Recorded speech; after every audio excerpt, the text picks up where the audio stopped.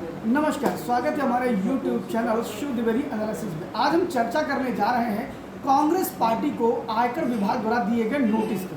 अब तक की 2 बार नोटिस आया है। अभी कुछ दिन पहले जो नोटिस आया उसमें लगभग 1842 करोड़ कांग्रेस पार्टी को देने थे। वहीं दूसरा नोटिस जो आज आया उसमें 1700 कुछ करोड़ रुपए कांग्रेस पार्टी को देने। अगर दोनों को मिला देते हैं तो लगभग 3642 करोड़ रुपए कांग्रेस पार्टी को देने पड़ेंगे। आइए एक बार जानते हैं कि आखिर मामला है क्या वास्तव में कांग्रेस पार्टी के खाते को सीज किया गया? क्या वास्तव में मोदी सरकार बदले की भावना से काम कर रही है? क्या वास्तव में मोदी सरकार कांग्रेस को परेशान कर रही है? ऐसे कई सवाल आपके मन में होंगे। तो हम बताते चले आपको कि कांग्रेस पार्टी का जो ये पूरे का पूरा टैक्स का मामला है, ये 2014 और 15 में 644 करोड़ का था।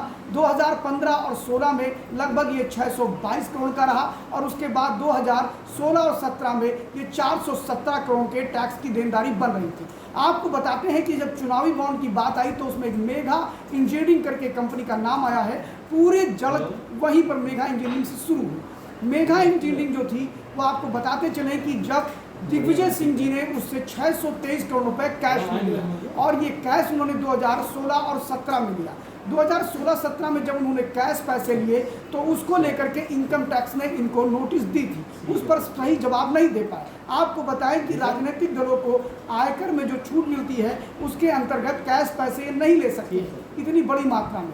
कैश पैसे सिर्फ 20,000 तक ही ले सकते थे। फिलहाल मोदी सरकार ने जब चुनावी बॉन्ड की बात करी तो 2,000 रुपये तक ही कैश पैसे ले सकते थे। फिलहाल अगर देखा जाए तो इसको लेकर के क्या कांग्रेस पार्टी ने कोई संवैधानिक या न्यायालय में नहीं गए? बिल्कुल गए। कांग्रेस पार्टी के लोग एक तरफ वो कोर्ट में गए जहां कोर्ट ने उनको रिलीफ देने से मना किया, वहीं दूसरी तरफ जो इनकम टैक्स डिपार्टमेंट का ट्रिब्यूनल होता है जिसमें विशेष रूप से सुनवाई होती है वहां भी कांग्रेस पार्टी गई। आपको बताएं पहले और अब में अंतर क्या है। पहले जब कांग्रेस पार्टी ट्रिब्यूनल पे गई तो ट्रिब्यूनल ने इनको मना कर दिया और कांग्रेस पार्टी ने कहा कि हमारे खाते को सीज किया गया है, जबकि ट्रिब्यूनल ने कहा कि उस समय यानी कि आज के 2 महीने पहले इनकी देनदारी सिर्फ 135 करोड़ की थी और इनके खाते में चुनावी बॉन्ड से 1466 करोड़ रुपए आए थे।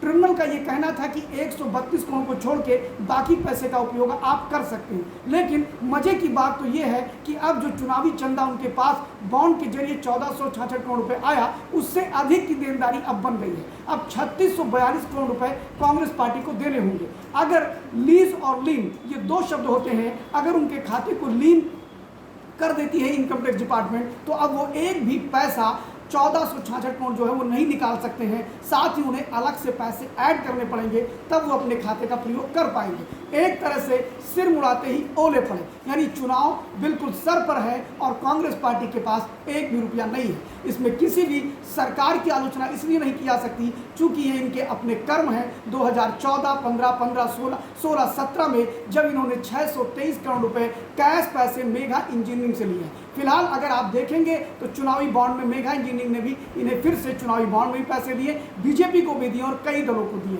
फिलहाल अब ये कह सकते हैं कि कांग्रेस पार्टी के सामने अब एक बड़ा संकट खड़ा हो गया है और यह मामला उनका खुद का बनाया हुआ है। धन्यवाद।